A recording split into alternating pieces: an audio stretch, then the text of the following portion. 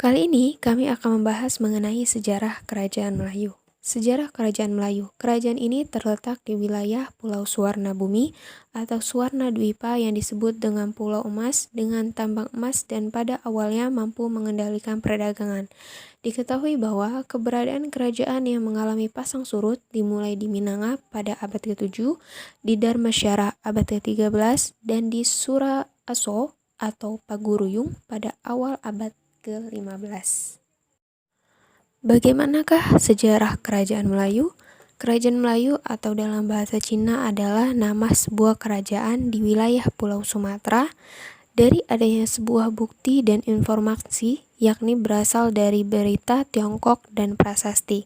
Keberadaan sebuah kerajaan yang mengalami pasang surut dapat dilihat di Minanga dari abad ke-7, di Dharmasyara dari abad ke-13, dan di Minanga dari abad ke-15. Suroaso atau Paguruyung menjadi dikenal.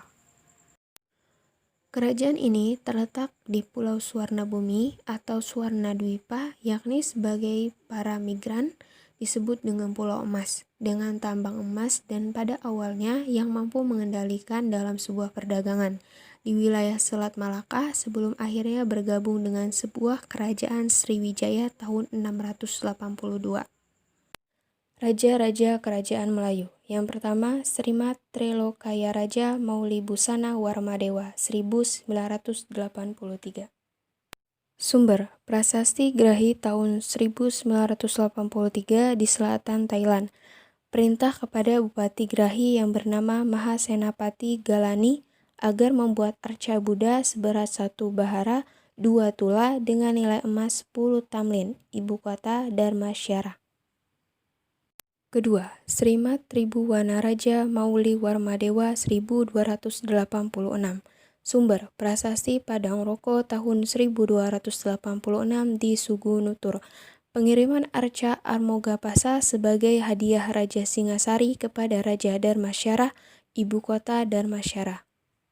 3. Akan Rendawarman 1300. Sumber, Prasasti Suruaso, ibu kota Dharmasyara atau Suruaso.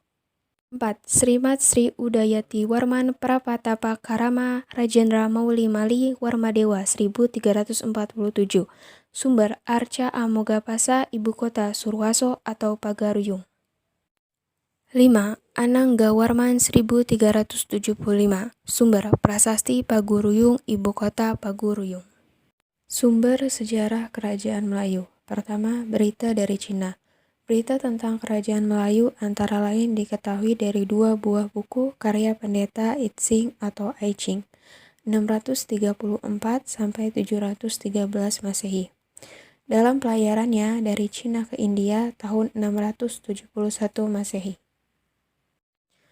Kemudian singgah dari negeri Sriwijaya 6 bulan lamanya untuk mempelajari Sabda Widya tata bahasa Sanskerta. Menurut catatan Itsing, Sriwijaya menganut agama Buddha, alirannya Hinayana, kecuali Malayu. Tidak disebutkan dengan jelas agama yang dianut oleh Kerajaan Melayu. Ketika pulang dari India tahun 685 Masehi, Itsing yang bertahun-tahun tinggal di Sriwijaya untuk menerjemahkan naskah-naskah Buddha dari bahasa Sanskerta ke bahasa Cina. Kembali ke Cina dari Sriwijaya tahun 690 Masehi. Ia menulis 2 buah buku. Bukunya yang masyhur yaitu Catatan Ajaran Buddha yang dikirimkan dari Laut Selatan, serta Catatan Pendeta-pendeta yang menuntut ilmu di India zaman dinasti Tang. Namun, setelah berdirinya Sriwijaya sekitar 670 Masehi, Kerajaan Melayu tidak ada lagi mengirimkan utusan ke Cina. Raja-raja Kerajaan Melayu. 2. Berita lain. Sumber berita lain mengenai Kerajaan Melayu berasal dari Tang Huiyo yang disusun oleh Wang Pa'u pada tahun 961 Masehi, di mana Kerajaan Melayu mengirimkan utusan ke Cina pada tahun 645 Masehi untuk pertama kalinya. Lokasi pusat kerajaan. Dalam sebuah pemerintahan di wilayah Indonesia, yakni berada di tengah-tengah antara Selangor dan Sriwijaya, Jadi, Sriwijaya memiliki sebuah letak di Tenggara Melayu, di bagian selatan. Peninggalan Kerajaan Melayu. Yang pertama adalah Prasasti Masjuri. Yang kedua adalah Prasasti Amogapasa. Yang ketiga adalah Prasasti Kedukan Bukit. Yang keempat, Prasasti Padang Roko. Dan yang kelima adalah Dharmasyara ke Paguruyung. Menurutnya, dalam sebuah pelabuhan Melayu memiliki sebuah letak di wilayah atau daerah Jambi, tetapi istananya terletak di dalam negeri yang relatif tinggi. Menurut Prasasti Tanjore dari Rajendra Chola I dari 1030, ibu kota Kekaisaran Melayu dilindungi oleh benteng dan terletak di atas bukit. Lokasinya tentu berada di wilayah Sungai Tebo. Dari deskripsi Abu Raihan Muhammad Ibnu Ahmad Al-Biruni, seorang ahli geografi Persia yang mengunjungi Asia Tenggara pada 1030 dan mencatat perjalanan di Tahqiq Malihin Fakta di India, di mana ia menyatakan bahwa ia mengunjungi dalam sebuah negara di yang garis khatulistiwa dari pulau tersebut merupakan penghasil emas atau Golden Chernos adalah Pulau Sumatera.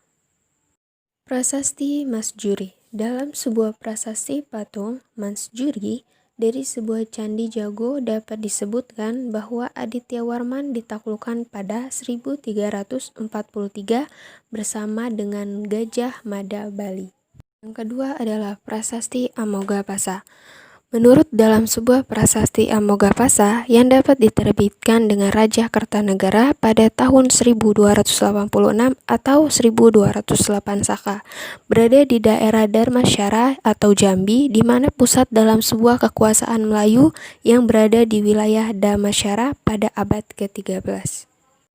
Yang ketiga, Prasasti Kedukan Bukit. Prasasti tersebut telah menceritakan tentang penyerahan Sriwijaya atas Kerajaan Melayu. Pada pertengahan abad ke-11, ketika Kerajaan Sriwijaya mulai melemah karena tutupan Kola Mandala yang mengerikan, tanah Melayu mengambil kesempatan untuk bangkit kembali. Sebuah prasasti yang ditemukan di Sri Lanka mengungkapkan bahwa Pangeran Surya Narayana tinggal di Malayapurwa atau Sumatera pada masa pemerintahan Vijayabahu di Sri Lanka 1055 sampai 1100. Yang keempat, Prasasti Padang Roko. Prasasti Padang Roko merupakan sebuah prasasti yang ditemukan di Kompleks Pemandian Padang Roko, Nagari Siguntur, Kabupaten Dharmasyara, Kecamatan Situwung, Sumatera Barat pada tahun 1911. Sebuah patung Amogapana ditemukan di Padang Roko dengan tulisan di keempat sisinya. Dharmasyara ke Paguruyung. Setelah membantu Majapahit saat akan melaksanakan suatu hal, yakni untuk penaklukan, Adityawarman kembali ke Swarnabumi dalam tahun 343 dan menyatakan dirinya sebagai penguasa Kerajaan Melayu di Dharmasyara pada tahun 1347 untuk melanjutkan dinasti Mauli. Baiklah, sekian penjelasan dari kami mengenai sejarah Kerajaan Melayu. Thank you for your listening. Wassalamualaikum warahmatullahi wabarakatuh.